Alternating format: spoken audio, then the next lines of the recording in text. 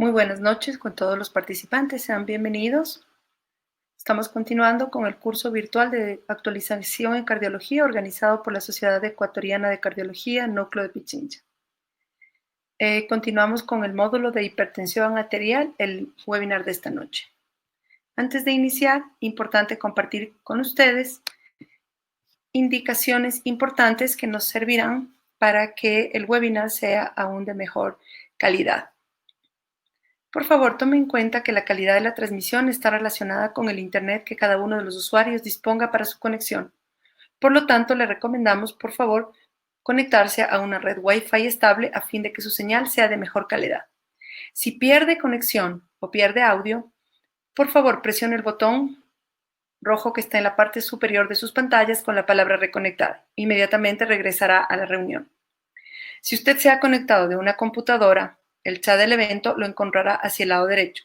Y si está conectado desde un celular, este está ubicado en la parte baja del mismo. Allí podrá realizar sus consultas o preguntas al speaker. Les queremos recordar a todos los participantes que este es un curso virtual de actualización, el mismo que tiene módulos. Por lo tanto, las evaluaciones se envían finalizado cada uno de los módulos. Eso quiere decir que no hay una evaluación por cada conferencia, sino finalizado el módulo. Sin más a qué hacer referencia, doy la bienvenida a la doctora Tania Padilla, quien será la moderadora de la noche. Doctora Padilla, bienvenida, que sea un éxito. Podemos prender cámara y micrófono. Gracias. Hola, buenas noches. Un gusto estar con ustedes. Vamos a continuar con nuestro curso. El tema de ahora es tratamiento antihipertensivo de acuerdo a la última guía de la Sociedad Internacional de Hipertensión, análisis de la Sociedad Ecuatoriana de Cardiología, Núcleo Pichincha.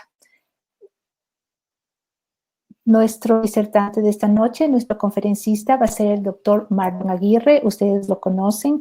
Él es especialista en cardiología, subespecialista en ecocardiografía y terapia intensiva cardiológica. Fue formado en el Instituto Nacional de Cardiología Ignacio Chávez de la Ciudad de México, en la Universidad Nacional Autónoma de México. El doctor hizo un máster en ecocardiografía transesofágica por la Universidad Menéndez Pelayo de la Ciudad de Madrid, en España. Actualmente es jefe del servicio de cardiología del Hospital Metropolitano y es un miembro activo del directorio de la Sociedad Ecuatoriana de Cardiología, Núcleo Pichincha. Bienvenido, Marlon. Muchas gracias, Tania. Gracias a nuestro distinguido auditorio por estar presente. Mi gratitud a todos ustedes. En esta noche vamos a compartir un tema súper importante, como es el tratamiento de la hipertensión arterial de acuerdo a la última guía de la Sociedad Internacional de Hipertensión. Como siempre, mi gratitud a la Sociedad Ecuatoriana de Cardiología por la invitación y a la industria farmacéutica por su apoyo a este primer curso virtual de actualización en cardiología. Como ustedes saben y declaro, no tengo conflicto de intereses para dar esta presentación. Y antes de disertar este tema tan importante, quiero, con toda la humildad del caso, decir que voy a poner mi mejor esfuerzo para tratar este tema, un punto muy específico de lo que es el tratamiento en la hipertensión arterial. ¿Y por qué mi mayor esfuerzo? Porque en los últimos 3 meses se ha tratado la hipertensión de la A a la Z por distinguidos colegas que conocen, que saben del tema, pero perfectamente bien.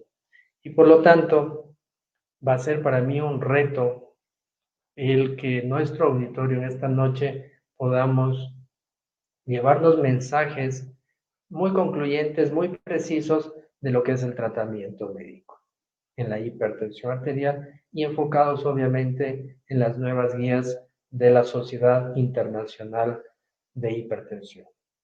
Para esto quiero decirles que me he propuesto enfocarnos a estos objetivos, confirmar un esquema de clasificación exacto, preciso, y cómo llegar a este.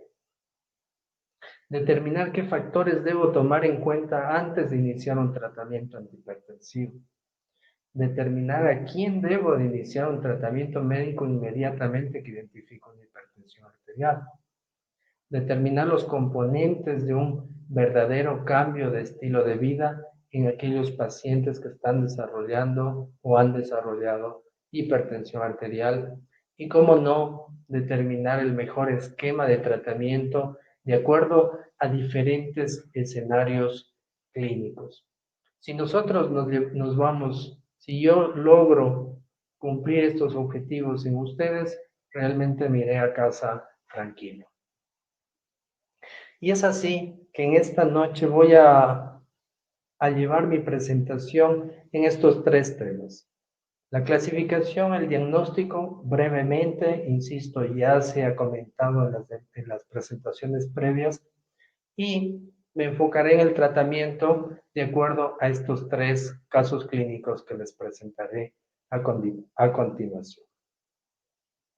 Entonces, todos sabemos ya las diferentes clasificaciones de la Sociedad Europea, Americana, que se ha comentado aquí, ¿verdad? Entonces, la Sociedad Europea diseñó esta escala en 3 etapas o 3 niveles de los pacientes con hipertensión arterial en el caso de una presión arterial óptima menor a 120/80, y de los estadios de hipertensión arterial grado 1, grado 2, grado 3, que no los voy a nombrar, ustedes los conocen y están descritos, y la hipertensión arterial sistólica mayor de 140 en el caso de la presión sistólica y menor de 90 en el caso de la presión diastólica. En la clasificación, de acuerdo a la Sociedad Americana de Cardiología y del Colegio Americano de Cardiología, la hipertensión la clasifica en estadio 1, mayor de 130 a 139 de sistólica y de 80 a 89, y un estadio 2 fácilmente detectable de mayor a 140/90. Pero viene este paper de la Sociedad Internacional de Hipertensión, y realmente yo considero que es un manuscrito súper didáctico en el cual nos enfoca fácilmente a una presión arterial normal menor a 130 de sistólica y menor de 85 en la diastólica. Una presión arterial normal alta en rangos entre 130 a 139 de sistólica y de 85 a 89 en el caso de la diastólica. El grado 1, mayor a 140 hasta 159 de sistólica, y en el caso de la diastólica de 90 a 99, y en el grado 2, mayor a 160 de sistólica y mayor a 100 de diastólica. Recordando que existen características, números en los cuales nosotros nos basamos para identificar al paciente y diagnosticar de hipertensión arterial. Recordemos que la presión sistólica mayor de 140 y diastólica mayor a 90, tomada en nuestro consultorio, nos hace sospechar de que el paciente es hipertenso. En el caso del monitoreo ambulatorio de presión arterial, un promedio en 24 horas mayor de 130/80, estamos catalogándole al paciente hipertenso. Y en el caso de la presión arterial en domicilio, la automedición de presión arterial en domicilio mayor a 135/85. Igualmente, esta gráfica la hemos visto en varias presentaciones y en las que se describe las características adecuadas de cómo debemos de tomar la presión a nuestro paciente. Un lugar que sea tranquilo, que sea confortable, con una temperatura adecuada, que el paciente no haya fumado, no haya tomado café o no haya hecho ejercicio en los últimos 30 minutos, que tenga su vejiga libre, y que exista un tiempo de relajación de aproximadamente 3 a 5 minutos. Debemos de tomar 3 medidas seguidas o a unos intervalos de 1 minuto recordando que las dos últimas medidas serán las que no serán promediadas. Asimismo, el paciente no debe de hablar mientras le tomamos la presión. Un manguito del aparato que tome la presión debe ser adecuado para su tamaño de su brazo, recordando que hay 3 tamaños y que su brazo tiene que estar quieto, firme y en reposo. Asimismo, el brazo tiene que estar su parte media a nivel del corazón, su espalda bien confortable y sus pies en el suelo. Recordemos que los equipos automáticos deben de ser validados en este sitio web. Pero ¿qué nos recomienda la guía de acuerdo a los niveles de tensión arterial determinados en el consultorio? Entonces, cuando tenemos pacientes con una presión que determinamos menor a 130/85, la recomendación será tomar o reevaluar al paciente en los próximos 3 años. Si este paciente tiene factores de riesgo, no será mayor a 1 año. Pero si el paciente identificamos que tiene su presión arterial mayor a 160/100 milímetros de mercurio, en poquísimos días deberíamos ratificar estas medidas.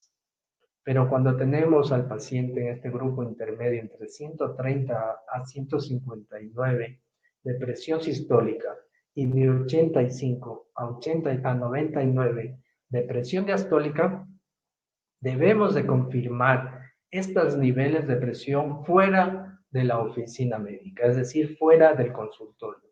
¿Y cómo lo hacemos? A través del monitoreo ambulatorio de presión arterial o de la automedición en domicilio. Y alternativamente podemos confirmar con visitas subsecuentes en nuestro consultorio. Todo esto para determinar si existe o no una hipertensión de la bata blanca o una hipertensión enmascarada que puede estar presente. Entonces, ¿cómo debo de hacer esto? La hipertensión de la bata blanca se representa entre un 10 a un 30% de aquellos pacientes que acudieron por sospecha o por un control de su presión arterial. En toda la población tenemos un 10 a un 30% de ellos. Y su riesgo cardiovascular es un riesgo cardiovascular intermedio. Es decir, se encuentra entre aquellos pacientes entre los que son diagnosticados de hipertensión arterial y los que son normotensos. Asimismo, aquellos pacientes que tienen hipertensión de la bata blanca y que tienen un riesgo cardiovascular bajo o que no tienen un daño de órgano blanco, solamente tienen que llevar un seguimiento, un chequeo y no requieren tratamiento médico, pero sí una modificación de sus factores, vamos a decir, una modificación en su estilo de vida. En cambio, ¿qué pasa con la hipertensión enmascarada? De esta misma población que acudió a nuestra consulta por un chequeo por sospecha de presión alta y que en nuestro consultorio la presión es normal, un 10 a un 15% de esa población puede tener hipertensión enmascarada. Recordando que estos pacientes tienen un riesgo cardiovascular igual a los pacientes diagnosticados de hipertensión arterial y que ellos requieren obligatoriamente tratamiento farmacológico, además de una modificación de su estilo de vida. Pero ¿qué más debemos de hacer ante estos pacientes? Debemos de identificar su riesgo cardiovascular. Esto con esta escala que la Sociedad Internacional de Hipertensión ha creado, fácilmente podemos identificar grupos de riesgo bajo, moderado o alto, como vamos a ver más adelante en nuestros pacientes que les voy a presentar. Todo esto relacionado entre su presión arterial y la relación con sus factores de riesgo, o incluso aquellos pacientes que ya tienen daño a órgano blanco. Entonces, recordemos también esta premisa que la describimos hace 2 días, en donde la Sociedad Americana de Cardiología publicó y analizó este metaanálisis que incluyó 61 estudios prospectivos y donde determinó que aquellos pacientes que tenían presión arterial sistólica de 20 milímetros de mercurio mayor a 115 milímetros de mercurio de presión sistólica, o aquellos que tenían 10 milímetros de mercurio mayor a 75 milímetros de mercurio de presión diastólica, tenían el doble de riesgo de desarrollar muerte por un stroke, por una enfermedad cardíaca o por una enfermedad vascular.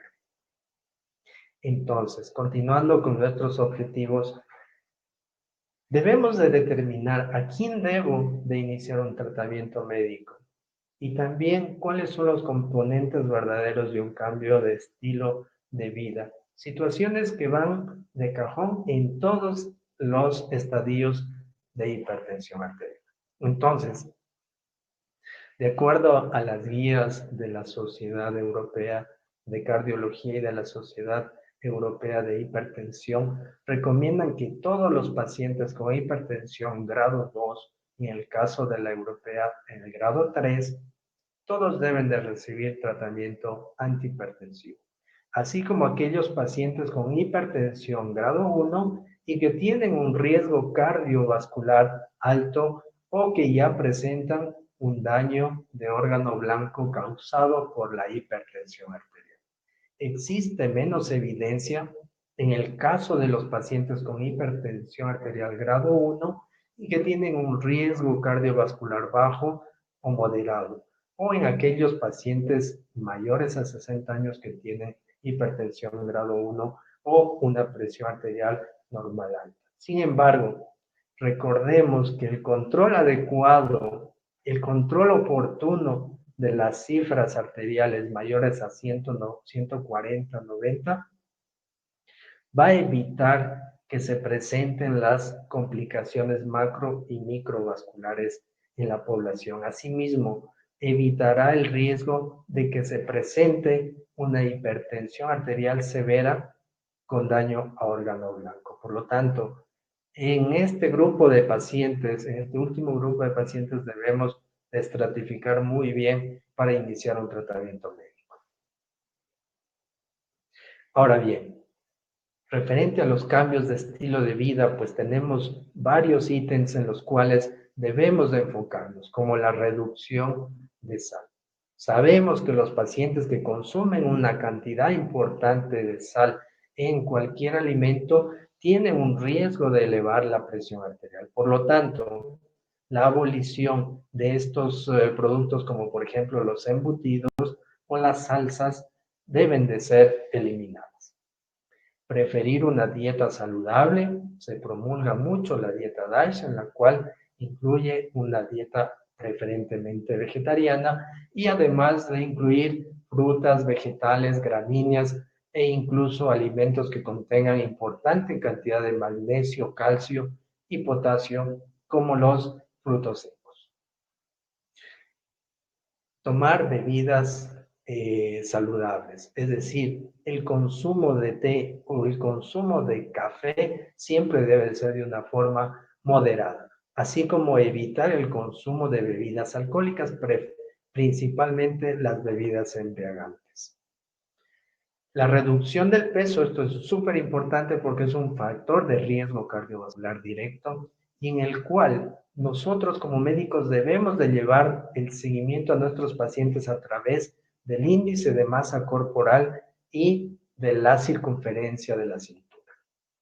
Existe y describe en la guía internacional esta relación entre la circunferencia de la cintura dividida para la talla del paciente. Y esta relación debe de ser siempre menor a 0,5. Esta recomendación es para todas las poblaciones. Asimismo, un programa de suspensión de aquellos pacientes que fuman. Esto es súper importante, recordando que el tabaco y el consumo del tabaco es un factor directo de enfermedad cardiovascular, de enfermedad pulmonar crónica y de cáncer. La actividad física regular. Esta tiene que ser moderada, la cual puede ser caminata, puede ser un trote, puede ser natación o programas de yoga. Se debe de sugerir a los pacientes que al menos deben de ejercitarse 30 minutos diarios, es decir, al menos 150 minutos en la semana. La reducción del estrés, súper importante, con programas recreativos, con deporte, con contacto con la naturaleza, así como la suspensión de productos complementarios o alternativos. Esto es súper importante en nuestras culturas, ya que la gente usualmente y se describe que la mayor población que se encuentra, que es hipertensa, se encuentra en los países de bajos o moderados ingresos económicos. Es decir, la cultura de la gente no es la mejor y por lo tanto no tiene la conciencia para aceptar el diagnóstico de hipertensión y por lo tanto se va a ir a buscar un tratamiento alternativo. Para nada. Estos tratamientos deben de ser abolidos, así como la reducción a la exposición a ambientes de polución. Esto también está comprobado de que un ambiente hostil a largo plazo va a generar una elevación de la presión arterial. Entonces, hemos clarificado o hemos puntualizado, diría yo, los cambios de estilo de vida que van de la mano con el tratamiento médico farmacológico. Entrando ya a nuestros casos clínicos que quiero presentarles y que espero al final sea el motivo de un debate o de comentarios en los cuales todos podamos opinar y obviamente está permitido discernir o contradecir si es que no estamos de acuerdo con tal o cual tratamiento. Sin embargo, de acuerdo a las guías internacionales, hemos visto que estamos más o menos acorde con lo que hemos hecho. Y es así que nuestro primer caso clínico se trata de una paciente femenina de 20 años de edad. Yo la conocí hace poco, en agosto de este año. Ella tiene como antecedente personal patológico un síndrome de ovario poliquístico diagnosticado hace un año. Desde esa época hasta la actualidad, hasta hace una semana aproximadamente, vino tomando un tratamiento en base de estrógenos y progestágenos. Su hábito dietético regular, preferentemente hidrocarbonado, alimentos grasos, es decir, no era el mejor alimento que ella puede recibir. Negó el uso de tabaco y no es diabética. En un control subsecuente de ginecología encontró que sus niveles de presión arterial estaban elevados. Entonces decidió su médico hacerle un perfil de, de lípidos, así como una microalbuminuria en orina. Y determinó estas cifras realmente anormales. Cuando llegó a mi consulta, la paciente determiné en su brazo derecho 150/95 y en su brazo izquierdo 142/100 milímetros de mercurio. Su frecuencia cardíaca era normal, su índice de masa corporal estaba elevado y lo catalogamos como un sobrepeso y su índice de cintura-talla de 0.5. En la exploración cardiovascular, excepto un segundo ruido aórtico reforzado, el resto de la exploración sin anormalidades. Asimismo, solicitamos un nuevo laboratorio en donde vimos que su nivel de glucosa estaba en límites normales altos, su ácido úrico era normal, efectivamente su colesterol y su colesterol LDL estaban elevados y los niveles de triglicéridos eran normales, no como se describía en el primer laboratorio. En el examen de orina mostró infección, una orina infecciosa y no se describían proteínas. Su microalbuminuria cuantitativa se determinó en 26 miligramos por decilitro, recordando que en nuestro laboratorio el límite superior es 20. Su electrocardiograma, este que lo ven en la parte izquierda, donde se encontraba en ritmo sinusal con un intervalo PR normal y prácticamente sin mayores anormalidades, excepto un trastorno de repolarización en D3, que es lo único llamativo. Su radiografía de tórax se la interpretó sin patología. Entonces, de acuerdo a lo que nos recomienda la guía, es una paciente que está en este rango de intermedio, es decir, con presiones entre 130 y 159 de sistólica y 85 a 99 de diastólica.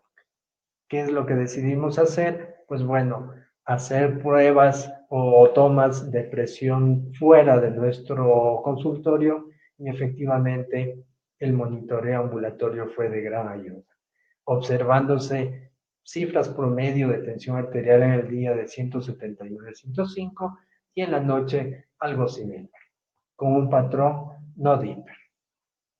Entonces, a esta paciente, si una paciente joven de 20 años de edad, aparentemente saludable, su riesgo cardiovascular era alto.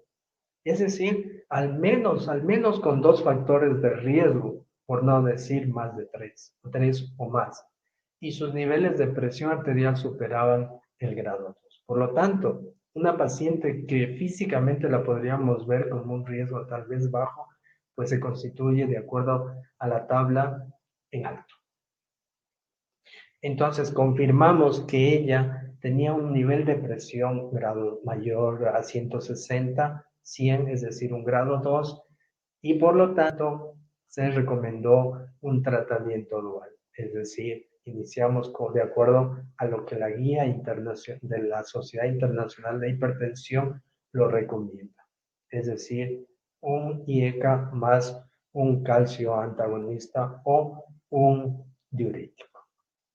Obviamente le recomendamos su cambio de estilo de vida. Entonces, lo primero fue esto, mejorar sus hábitos alimenticios, mejorar un poco su actividad física y la reducción de peso y demás medidas que aquí lo describimos. Ahora bien, nosotros le indicamos un tratamiento dual con perindopriamlodipino. Sin embargo, las guías internacionales lo describen. Paciente femenina en etapa fértil, obviamente el tratamiento sería un beta bloqueador. Pero conversamos con la paciente, conversamos con la mamá, los padres, y la paciente no tiene pareja, no es casada y el riesgo de quedar embarazada realmente, al menos por el momento, no existe. Por esa razón decidimos dar este tratamiento dual, además del control de su dislipidemia, y también dimos un tratamiento previamente para la infección de vía urinaria. Y recomendamos un monitoreo de la presión arterial, en su domicilio.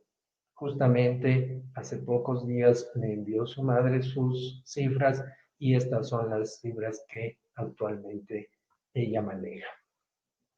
En un pequeño resumen, quiero comentar que las guías europeas de cardiología, en el caso de las mujeres que reciben un tratamiento hormonal, se describe que el 5% de ellas van a elevar la presión arterial y que ellas, al suspender el tratamiento, progresivamente va a ir disminuyendo la presión arterial. Sin embargo, en aquellas pacientes que tienen cifras de tensión arterial grado 2, deben de recibir tratamiento médico. Así está indicado, no así aquellas pacientes que tengan una hipertensión grado 1.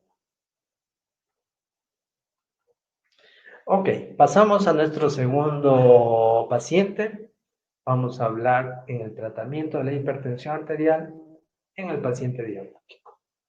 Entonces, yo le conocí a esta paciente de 53 años, perdón, 57 años de edad, el 20 de noviembre del 2017, hace casi 3 años. Ella tenía historia familiar de hipertensión arterial y diabetes. Su antecedente patológico, negó tabaquismo, tenía o tiene diabetes mellitus tipo 2 desde hace 15 años, diagnosticada de hipertensión de larga data, tratada con losartán, y una distinguida colega neumóloga en esa época, que fue quien me la refirió, le diagnosticó de una enfermedad pulmonar obstructiva crónica con un patrón restrictivo moderado. Aquí su radiografía de tórax, en donde lo que nos llama la atención es el reforzamiento de la trama broncovascular, y tal vez pueda existir o esté en límite normal alto el índice cardiotorácico. El 20 de noviembre yo la conocí por una crisis hipertensiva, 180, 100 de presión, de tensión arterial, asociado a disnea de moderados que evolucionaron a pequeños esfuerzos. Por tal motivo decidimos hospitalizarla. 3 días después, cuando la dimos de alta, integramos los siguientes diagnósticos: insuficiencia cardíaca con fracción de expulsión reducida, una fracción de expulsión de 34% asociada a una cardiopatía isquémica, un trastorno de la contractilidad severa, disfunción diastólica moderada con dilatación moderada de la aurícula izquierda, crisis hipertensiva controlada. Se fue con estas cifras de tensión arterial, y aparte tenía una insuficiencia renal crónica estadio 3A con este nivel de filtrado glomerular. Un síndrome nefrótico, realmente se le determinó 3.7 gramos de eliminación de proteínas en 24 horas, y la diabetes mellitus, que ella ya lo presentaba desde hace muchos años atrás, insulino dependiente y con una hipoalbuminemia secundaria al síndrome nefrótico. En aquella época observamos un péptido C de 18, así como un nivel de hemoglobina glicosilada de 10.5, es decir, una diabetes mal controlada y de mal pronóstico. En enero del año siguiente, su creatinina, bueno, se mantiene, nunca elevó niveles tan altos de creatinina, pero sus niveles de depuración sí realmente fueron, vamos a decir, moderadamente bajos. Sus niveles de colesterol en 280, su LDL realmente muy alto. Su nivel de hemoglobina glicosilada ligeramente bajó, 1 punto porcentual, y no existía anemia, al menos por su nivel de hemoglobina. Su filtrado glomerular de 50 mililitros por minuto. En junio del año siguiente, esto sí hay que recalcar que la paciente, no por motivos médicos, sino por otros motivos, su evolución en la consulta era muy irregular. 1 o 2 veces la podíamos ver en nuestra consulta. Entonces, su filtrado glomerular había descendido. Sin embargo, aquí es importante comentar que se hizo un examen de orina y ya no existía proteínas. Entonces, había una cierta evolución favorable desde el aspecto de la proteinuria o de la microalbuminuria. En agosto del 2019 desarrolló una infección de vía urinaria, le dieron un tratamiento con furantoína, esto ya estamos hablando en uno de los hospitales de la Seguridad Social, y en octubre del 2019 decidieron realizarle una cirugía de revascularización coronaria porque se encontró una enfermedad trivascular. Esto ya lo teníamos completamente diagnosticado, es decir, no le habíamos hecho una coronariografía, como digo, por razones no médicas, por un lado, y por otro, por todas sus comorbilidades de insuficiencia renal, sobre todo. Pero sabíamos que era una paciente con cardiopatía isquémica y que seguramente tenía una enfermedad trivascular. Entonces, en octubre le confirmaron esto en el Hospital de la Seguridad Social y fue llevada a una cirugía de revascularización complicada, con una mediastinitis por una Escherichia coli BLE y por infección de su herida de safenectomía. Ella estuvo muy, muy grave a finales del año pasado, y donde ahí la pudimos asistir en nuestro hospital. Tuvimos más o menos un mes de evolución, no dentro del hospital, pero sí tuvimos días muy críticos en nuestro hospital, pero que poco a poco fue recuperándose.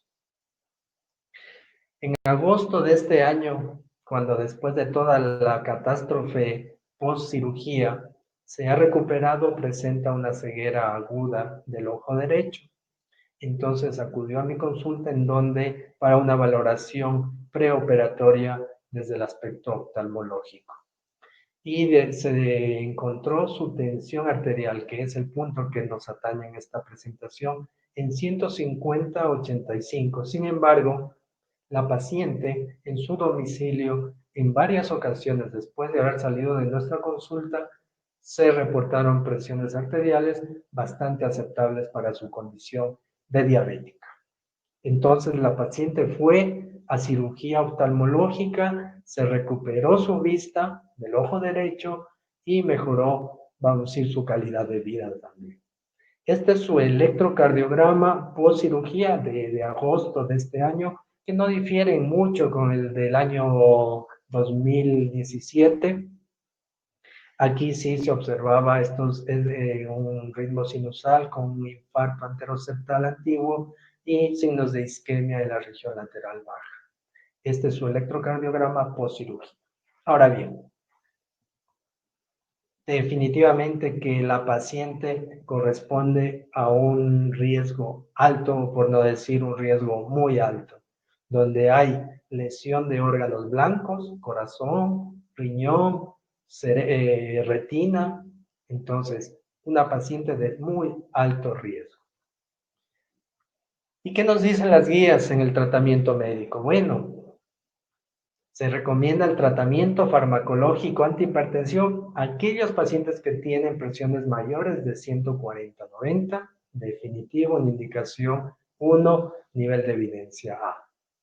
Asimismo, tener presiones arteriales menores a 130 y no menores a 120 de sistólica y utilizar un tratamiento en donde exista el bloqueo del sistema renina, angiotensina, aldosterona, así como un bloqueador del calcio o un diurético de ácido. Así lo hicimos, la paciente se mantiene con perindopril a dosis intermedias y amlodipino una vez al día. Y por su situación de fallo cardíaco, nosotros le iniciamos un tratamiento con espironolactona en aquella época, 2017. Y en el caso de que ya presentó que definitivamente tenía una enfermedad arterial coronaria, definitivo. El bloqueo del sistema renina, angiotensina, aldosterona, así como el bloqueo beta adrenérgico, es indispensable en estos pacientes con enfermedad arterial coronaria. Se puede utilizar o no los bloqueadores de los canales del calcio como primelaninib. Asimismo, el tratamiento hipolipemiante y antiagregante en estos casos. Por lo tanto, nosotros mantenemos un tratamiento, vamos a ir integral. Aspirina, su antiagregante plaquetario, su IECA asociado a un amlodipino, un calcio antagonista, su beta bloqueador en base del bisoprolol y su terapia hipolipemiante. Actualmente no está con espironolactona, pero seguro que lo vamos a reiniciar porque esta paciente en la actualidad tiene una fracción de expulsión de 45% y por lo tanto todavía tiene una insuficiencia cardíaca con fracción de expulsión en rango intermedio. Su función renal se ha mantenido estable ventajosamente y la paciente se encuentra en clase funcional. Esto como un resumen de la paciente de un caso muy complejo y que seguro al final vamos a tener varios comentarios. Y para finalizar, quiero presentarles esta paciente que el día lunes ya se las expuse. Él es una paciente femenina de 56 años de edad, con antecedentes de tabaquismo, apnea del sueño, preeclampsia hace 21 años, y que acudió a nuestra emergencia en nuestro hospital por una crisis hipertensiva. Aquí tenemos las cifras de tensión arterial asociado a disnea de moderados a pequeños esfuerzos y de cefalea. Su índice de masa corporal muy alto, que le cataloga una obesidad grado 1, su perímetro abdominal de 90, no he calculado su índice cintura, talla, pero seguramente está mayor a 0.5. Estos son laboratorios en donde principalmente su ProBNP era alto. Entonces, una crisis hipertensiva, ¿cómo la podemos definir? Como aquella situación cardiovascular en la que está asociada una presión arterial muy elevada con un daño de órgano blanco de forma aguda. Este daño puede ser a nivel de retina, de cerebro, del corazón, de largos vasos, es decir, a nivel de aorta o a nivel renal. Y se puede presentar de tres formas: una hipertensión maligna, una encefalopatía hipertensiva o una microangiopatía trombótica hipertensiva. En el primer caso, sus cifras tensionales superan los 200 milímetros de mercurio de sistólica y de 120 de diastólica, asociado a problemas en daño de órgano blanco. En el caso de la encefalopatía hipertensiva, cifras tensionales muy elevadas asociadas al letargo, sangrados a nivel del sistema nervioso central, incluso el coma. Y la microangiopatía trombótica hipertensiva asociada a hemólisis y trombocitopenia, asociado a hipertensión arterial muy elevada. Otras condiciones de una emergencia hipertensiva son aquellas asociadas a un stroke, a un síndrome coronario agudo, a un edema agudo de origen cardiogénico o incluso a una situación devastadora como es el aneurisma y la disección de aorta. Aquellos pacientes que tienen escasa sintomatología de daño de órgano blanco, pero que tienen presiones arteriales elevadas, no necesariamente debe de catalogarse como una emergencia hipertensiva, y estos pacientes sí pueden recibir tratamiento por vía oral, recordando que la emergencia hipertensiva casi obligatorio necesitamos controlarla como con tratamiento intravenoso. A nuestra paciente la catalogamos como una hipertensión maligna que superaba estas cifras de tensión que reporta la Sociedad Internacional de Hipertensión, asociado a sintomatología como disnea y como cefalea. Y si bien es cierto que no tuvo sintomatología tan florida, pero pudo haber llegado a tenerla si no controlábamos adecuadamente su presión arterial. Por lo tanto, las recomendaciones de la Sociedad Internacional de Hipertensión Arterial propone al labetalol y al nicardipino como terapia de primera línea en la gran mayoría de situaciones de emergencia hipertensiva.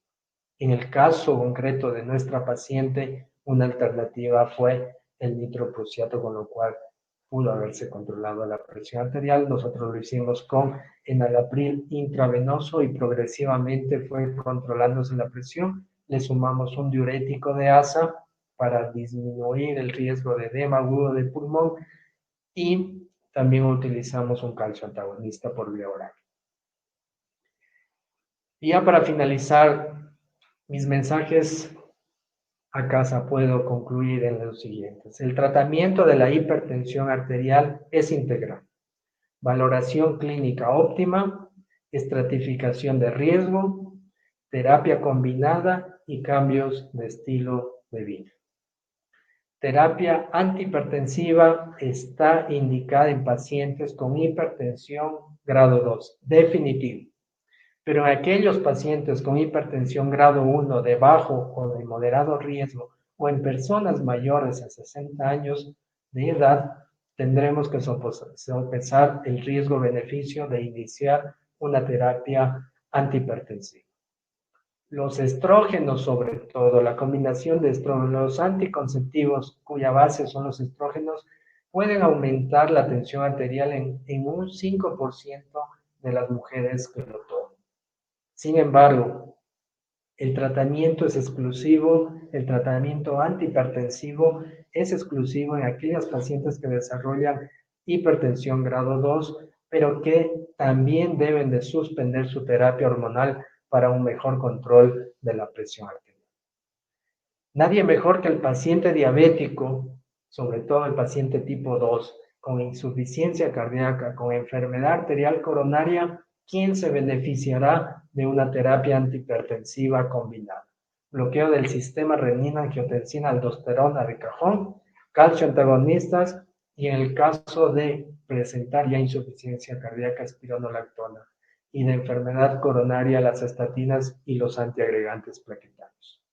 Con esto yo me despido y les agradezco mucho por su atención.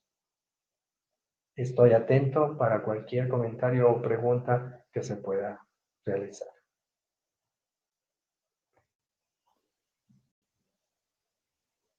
Muy bien, Marlon, muy clara tu conferencia.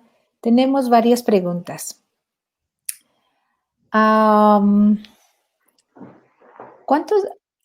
Tenemos una pregunta aquí que dice, ¿cuántos días se debe hacer el control ambulatorio de la presión arterial? A ver, ¿me podrías por favor repetir la pregunta? No la entendí. ¿Cuántos días se debe hacer el control ambulatorio de la presión arterial? Ya. El AMPA o la automedición de presión arterial. Bueno, se recomienda entre 2 a 3 veces por semana, ¿sí? Y esta medición tiene que ser antes de la toma de antihipertensivos, por ejemplo, en la mañana. El paciente tiene que estar bien sentado, como lo explicamos en la gráfica, y la medición obviamente tiene que realizarse antes de la toma de sus medicamentos antihipertensivos. Eso sería más bien un complemento. Realizar el MAPA o el AMPA depende de la parte económica de los pacientes. Los IECAS se debería, o los deberíamos empezar del inicio. O sea, la terapia, de acuerdo a las guías internacionales, tanto europea, americana y de la Sociedad Internacional de Hipertensión, recomienda la terapia con IECAS, ¿no? Y en el caso de que no los toleren, los bloqueadores de la angiotensina, los ARAs.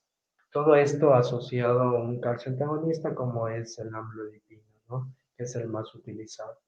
O en primera instancia también se puede utilizar en vez del amlodipino un diurético tiacídico o un tiacídico light.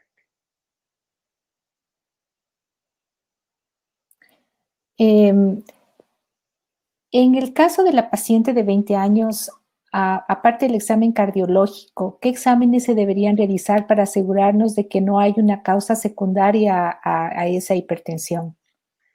Sí, muy buena pregunta y efectivo. En ella le hicimos varios estudios. Primero hicimos un ecocardiograma en donde descartamos una causa cardiovascular, como por ejemplo una coartación de aorta. Practicamos un ultrasonido a nivel renal, en donde se utilizó el método Doppler para descartar una estenosis renovascular. Además, se debe de descartar patologías endocrinológicas, como por ejemplo un problema a nivel de tiroides, un hipertiroidismo o un hipotiroidismo. Asimismo, solicitamos la dosificación de metanefrinas para descartar un problema de tumores neuroendocrinos, como por ejemplo el feocromocitoma. Entonces, efectivamente, en una paciente joven, nuestra obligación es descartar, es descartar causas secundarias de hipertensión, recordando que en la hipertensión estas representan entre un 5 a un 10% de la población.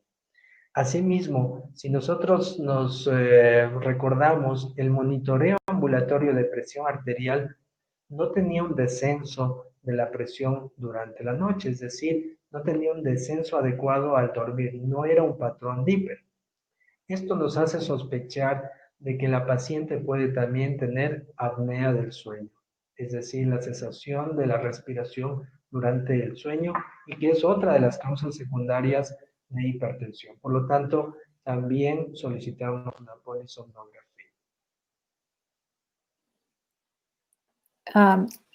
¿Recomendaría usted implementar el uso de inhibidores de la SGLT2 como antihipertensivo, sobre todo en pacientes diabéticos? Sí, igualmente una muy buena pregunta. como la empaglifosina, canaglifosina o inhibidores del SGLT2. Estos fármacos debemos de utilizarlos en aquellos pacientes en los que el riesgo de una cetoacidosis es mínimo. ¿Quiénes son los pacientes que pueden desarrollar cetoacidosis? Por ejemplo, pacientes deshidratados, pacientes que tienen un evento agudo, pacientes que tienen una infección activa o aquellos que van a ir a una cirugía. Estos pacientes tienen riesgo de desarrollar con los inhibidores SGLT2 el cetoacidosis diabética. Por lo tanto, en este momento no los prescribimos, pero en nuestra nota de valoración sí pusimos que a futuro será valorado el uso de este fármaco, incluso como un tratamiento para el control adecuado de la presión arterial, aunque esta paciente estoy seguro que está bien controlada, por un lado, y por otro, para mejorar el riesgo de eventos mejorar la expectativa cardiovascular que están descritos. Recordemos que estos fármacos tienen una indicación 2, es decir, no es una indicación A o no es una indicación de primera instancia para estos pacientes. Aquí tenemos otra pregunta. ¿Podemos usar nifedipino o hidralazina en una crisis hipertensiva? Bueno, la recomendación de las guías de la guía de la Sociedad Internacional de Hipertensión es el nicardipino. El nifedipino pues es muy controversial, ¿no? Por esa hipotensión arterial severa que puede provocar. Sin embargo, al no disponer el nicardipino, pues es una opción. Si estamos en un ámbito rural, obviamente que podríamos utilizarlo siempre también eh, yendo con mucha cautela en la dosificación de este fármaco. Otra de las cosas que debemos de tomar en cuenta al utilizar el nifedipino es la taquicardia refleja que puede producir, por lo tanto, debe de ir asociado a un beta bloqueador. Ya. La toma de furosemida de manera crónica, ¿hasta cuándo se puede utilizar? Bueno, los diuréticos no han demostrado mejoría en la supervivencia de los pacientes con insuficiencia cardíaca.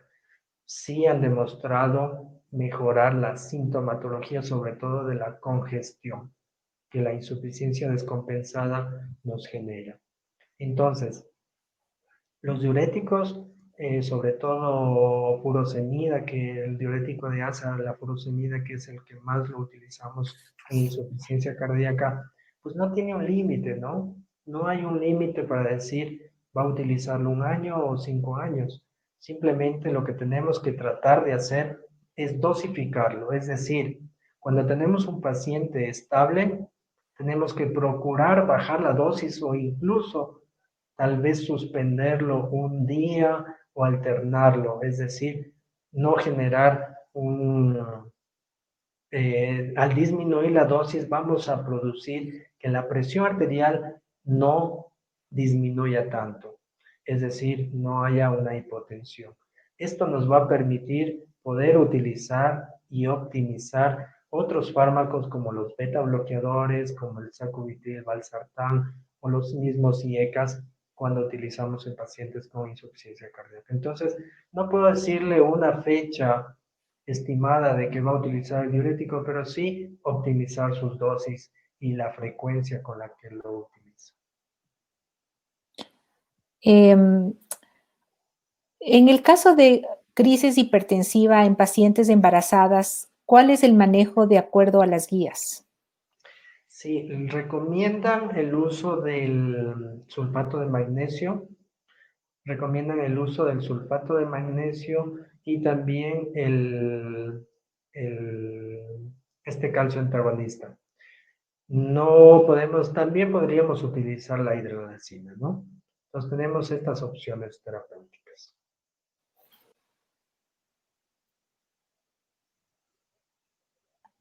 Hola. Hola, creo que nos fuimos. Sí. Sí. ¿Se acabó o qué? No, adelante, está al aire, doctora. Ya, entonces, en el caso de la crisis hipertensiva en pacientes embarazadas, Dicardipino, sí, el dicardipino, el sulfato de magnesio y tentativamente también la hidrolazina. em, en cuanto a los pacientes de bata blanca, ¿cómo trataría la crisis hipertensiva o la hipertensión arterial? Bueno, en los pacientes de bata blanca, como comentamos, estos tienen un riesgo intermedio primero. Es decir, no son cualquier paciente inocuo, es un paciente que hay que tenerle mucho seguimiento, mucha atención. Podemos utilizar o mejor dicho, podemos emplear un monitoreo ambulatorio de presión arterial y de hecho es una indicación del monitoreo ambulatorio la hipertensión de la bata blanca. La automedición de presión arterial. Entonces, todo esto nos va a favorecer para llegar a un diagnóstico de hipertensión arterial. Así que, ¿cómo optimizar un tratamiento? Primero hay que hacer un diagnóstico, es decir, determinar si el paciente es o no hipertenso. Y segundo, y que a todos los pacientes se les recomienda, es su cambio de estilo de vida. Entonces, la optimización del ejercicio, el consumir menos sal, la cesación del tabaco, reducir el peso, bebidas o alimentos cargados en sal, abolirlos, una dieta saludable, prácticas de relajación, evitar los ambientes con polución. Entonces, todo eso va a hacer que su presión arterial muy probablemente se normalice. Ya, y la última pregunta. Con la pandemia se ha visto un aumento de los episodios de ansiedad en los pacientes, generando elevaciones de tensión arterial en la consulta ambulatoria. ¿Cuántos días serían necesarios valorar la tensión arterial y qué valores serían diagnosticados de HTA en estos pacientes? Bueno, es importante que cuando tenemos sospecha de un paciente hipertenso tenemos que revalorarlo entre 1 semana a 4 semanas y hacer al menos 3 tomas en diferentes días, ¿no es cierto? Y si estas cifras superan los 140, 90 de presión arterial, pues esa paciente será catalogada como una hipertensa. A esto le sumamos la estratificación de su riesgo cardiovascular y de acuerdo a eso, pues normaremos todo su tratamiento que debe de ser siempre integral. Bueno, yo espero que con esto hayamos aclarado algunas dudas que nos han presentado. Quiero agradecerte, Marlon, por tu interesante conferencia y igualmente a la Sociedad Ecuatoriana de Cardiología. Gracias, Tania. Un placer, un honor participar contigo en esta noche. Y gracias a nuestro auditorio. Buenas Buenas noches. noches.